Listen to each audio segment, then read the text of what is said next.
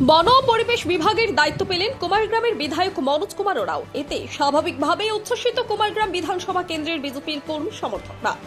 গত 1 জুন পূর্ণমন্ত্রী পদে শপথ গ্রহণ করেছিলেন তৃতীয়বারের বিধায়ক মনোজ বাবু।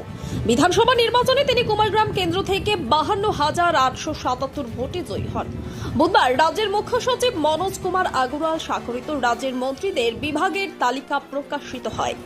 মনোজ কুমার ওরাওকে বন বিভাগ ও পরিবেশ বিভাগের দায়িত্ব দেওয়া হয়েছে। দায়িত্ব ঘোষণা হওয়ার পরই এদিন কলকাতার সল্ট লেকে অরণ্য ভবনে গিয়ে দায়িত্বভার বুঝে নেন মনোজ কুমার ওরাও। অরণ্য ভবনে মন্ত্রীকে স্বাগত জানিয়েছেন রাজ্যের principal chief conservator of forest এবং রাজ্যের chief wild life warden Sandeep Sundriyal সহ বন বিভাগের অন্য আধিকারিকরা। বনমন্ত্রী মনোজ কুমার ওরাও বলেন,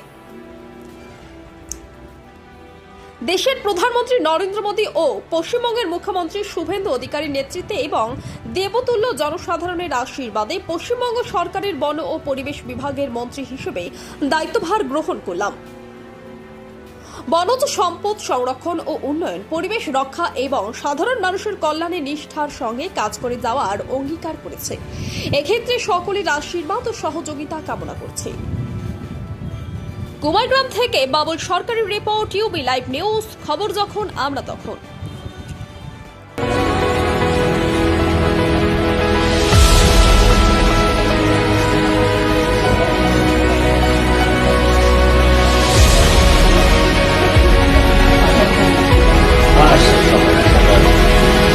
এই সবাইকে ডেকে দাও।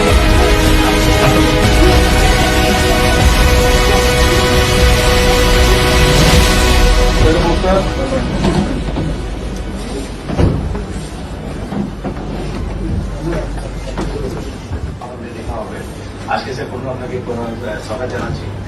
আমার সঙ্গে